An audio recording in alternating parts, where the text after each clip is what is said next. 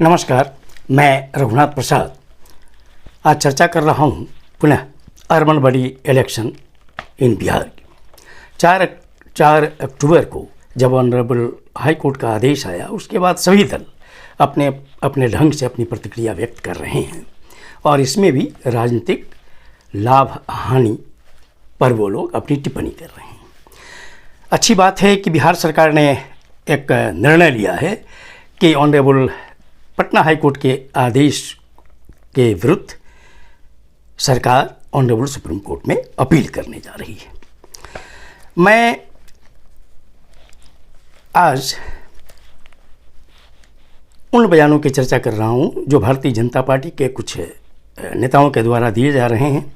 श्री सम्राट चौधरी जी सहित कई नेताओं ने जो बयान दिए, उसमें उन्होंने कहा कि अत्यंत पिछड़े वर्गों के सम्मान के लिए पार्टी संघर्षरत रहेगी। मैं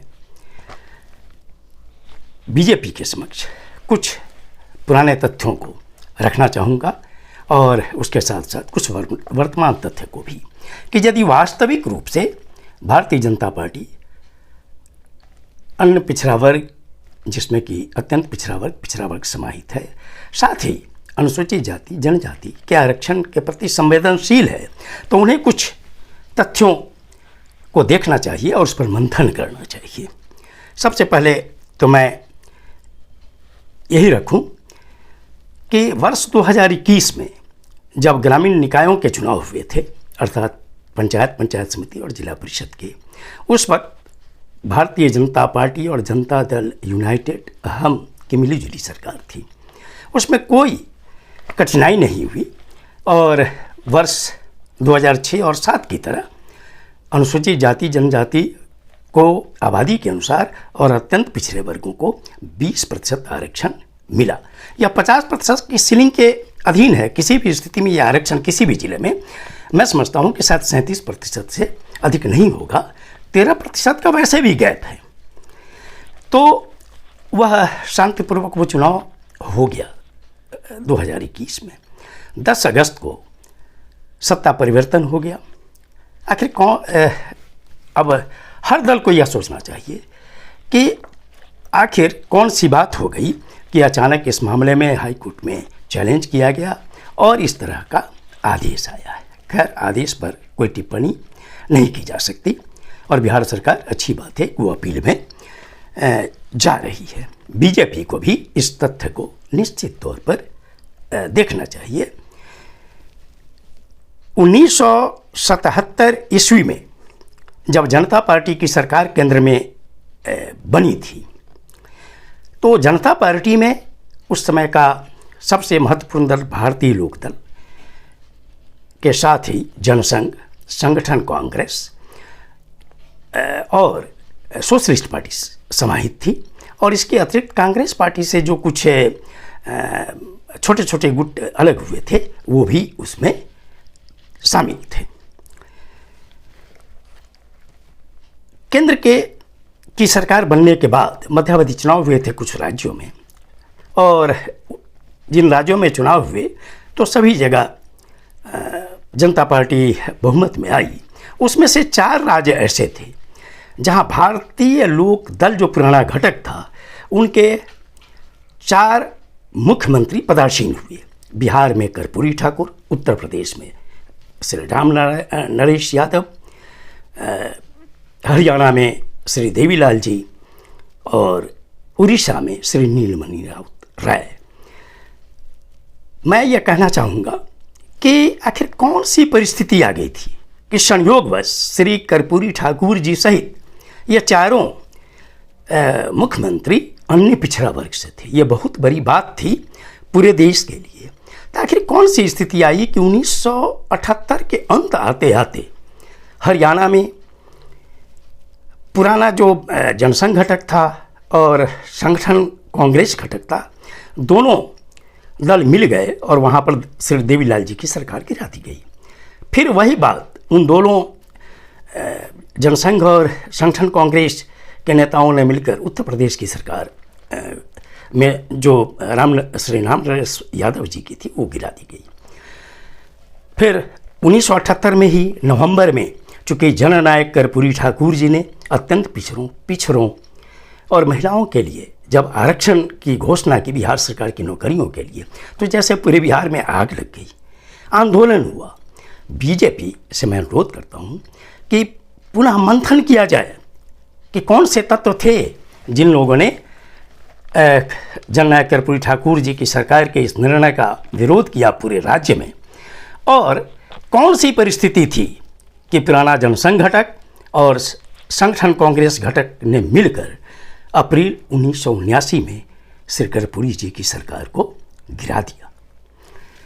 इसी तरह जब वर्ष 1991 में केंद्र की तत्कालीन श्री वीपी सिंह जी की सरकार ने केंद्र सरकार की नौकरियों में 27% आरक्षण लागू किया ओबीसी के लिए, तो बीजेपी को यह सोचना चाहिए कि आखिर उस वक्त बीजेपी ने इस महत्वपूर्ण आरक्षण का विरोध क्यों किया, और जो ऑनरेबल सुप्रीम कोर्ट में केस हुआ उसमें पिछड़ों के साथ पिछड़ों का पक्ष रखने के लिए कौन कौन से लोग आगे आए, और अंततः 1993 में ये आरक्षण लागू हुआ। बीजेपी को यह देखना चाहिए कि आखिर अगर आप संवेदनशील हैं अत्यंत पिछड़ों के आरक्षण के लिए, तो 1991 में केंद्र सरकार की नौकरियों में 27% आरक्षण का विरोध बीजेपी ने क्यों किया था।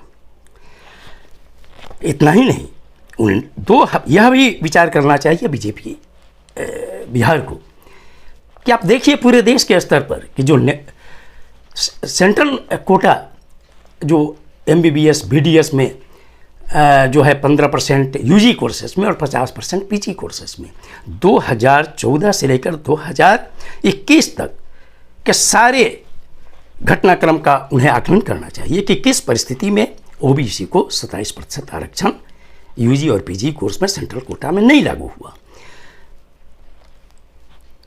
अंततः जब द्रविड़ मुनेत्र कसगम ने केस किया, वो ऑनरेबल हाई कोर्ट मद्रास गया, ऑनरेबल सुप्रीम कोर्ट में मामला गया, फिर तमिलनाडु सरकार ने इस मामले को गंभीरता से लड़ा वैधिक तौर पे, और अंत में जब ऑनरेबल हाई कोर्ट मद्रास ने इस कड़ा रुख अख्तियार किया 2021 में, तब जाकर भारत सरकार बाध्य हुई यूजी और पीजी कोर्सेस मेडिकल में 27% आरक्षण केंद्र सेंट्रल कोटा में लागू करने के लिए, लेकिन साथ साथ 10% EWS आरक्षण भी उसमें दे दिया गया। उसमें कहीं भी कोई हिलावाली नहीं हुई। मैं अब फिर याद दिलाता हूँ कि ओबीसी आरक्षण चूँकि काका कालेलकर आयोग बना था, फिर मंडल आयोग बना, लेकिन EWS के लिए तो कोई कमीशन नहीं बना इस देश में। लेकिन आखिर कौन सी परिस्थिति थी कि केंद्र सरकार ने जब 2 जनवरी 2019 में संविधान में संशोधन करके 10% EWS को आरक्षण दिया, तो क्या कोई रिपोर्ट सरकार के पास था कि उच्च जाति का रिप्रेजेंटेशन सरकारी नौकरियों में क्या है, कि वहाँ ज़रूरत है 10% EWS की? न कोई कमीशन बैठा, न कोई रिपोर्ट आया, न कोई रिकमेंडेशन आया। अब इस पर कुछ टिप्पणी इसलिए नहीं की जा सकती कि बहुत सी संस्थाओं ने इस EWS आरक्षण के कॉन्स्टिट्यूशनल प्रोविज़न पर आपत्ति की और कोर्ट में केस किया, और ऑनरेबल सुप्रीम कोर्ट ने सुनवाई कर ली है और सुनवाई पूरी हो चुकी है, और पूरा देश बेसब्री से इंतज़ार कर रहा है उस जजमेंट का। इसके बाद मैं अंत में एक बात और रखना चाह रहा हूँ कि बीजेपी के नेताओं को फिर पीछे जाना चाहिए और यह देखना चाहिए कि संभवतः 2001 के सेंसस में ही सभी जातियों की गणना होनी थी। कौन सी परिस्थिति थी कि उसमें जातिगत जनगणना नहीं हो पाई? फिर उन्हें देखना चाहिए कि वर्ष 2018 में जो वर्तमान एनडीए सरकार है, तत्कालीन माननीय गृह मंत्री जी के द्वारा घोषणा की गई थी कि 2021 में सभी जातियों की गणना की जाएगी। तो फिर कौन से कारण हैं कि केंद्र सरकार फिर इस मामले में बैक हो गई और कही कि इसमें बहुत झंझट है और कास्ट सेंसस नहीं कराया जा सकता है? मैं बीजेपी नेताओं से अनुरोध करता हूँ कि आप केंद्रीय नेतृत्व से अनुरोध करें कि यदि सभी जातियों की गणना नहीं होगी तो देर सवेर, अभी देखिए कि बिहार सरकार जब अपने खर्च पर कास्ट सेंसस करा रही है, अभी जो प्रिलिमिनरी वर्क हुआ है तो पाया गया कि पूरे बिहार में सिर्फ 204 जातियां हैं, अनुसूचित जाति, जनजाति, अत्यंत पिछड़ा वर्ग और उच्च जाति सभी को मिलाकर। तो पूरे देश में भी कोई ऐसी बात नहीं है कि जातियां इस तरह से है कि गणना नहीं हो पाएगी। तो आखिर मंडल आयोग ने कैसे सर्वे किया था? तो यह जातिगत जनगणना अगर नहीं हुआ तो जैसे लोकल बॉडीज इलेक्शन के चुनाव में महाराष्ट्र को समस्या झेलनी पड़ी है, मध्य प्रदेश को समस्या झेलनी पड़ी है, उड़ीसा को समस्या झेलनी पड़ रही है, और आज जब बिहार नगर निकायों के चुनाव समस्या में पड़ गई है, तो ऐसी परिस्थिति अगर कास्ट सेंसस नहीं हुआ पूरे देश में तो देर सवेर सभी राज्यों को वर्ष 2010 का जो ऑनरेबल सुप्रीम कोर्ट का आदेश है ट्रिपल टेस्ट का, इसी के आधार पर देर सवेर सभी जगह अन्य पिछड़े वर्गों के, जिसमें अत्यंत पिछड़े जो भी हों जिस राज्य में, उनके आरक्षण के लिए एक समस्या खड़ी होगी। इसलिए मैं बीजेपी के नेताओं से पुनः अनुरोध करता हूं कि नेशनल बेसिस पर कास्ट सेंसस के लिए उन्हें अनुरोध करना चाहिए केंद्र सरकार से और केंद्र के अपने दलों के नेताओं से। ये वीडियो आपको अच्छा लगा हो तो निश्चित तौर पर लाइक करें, शेयर करें। मेरे चैनल को आपने अभी तक नहीं सब्सक्राइब किया है तो सब्सक्राइब करें, बेल आइकन को अवश्य टच करें ताकि मेरे हर आने वाले वीडियो का नोटिफिकेशन आपको तुरंत मिल जाए। आप सभी लोगों के लिए शुभकामनाएं। धन्यवाद। जय हिंद।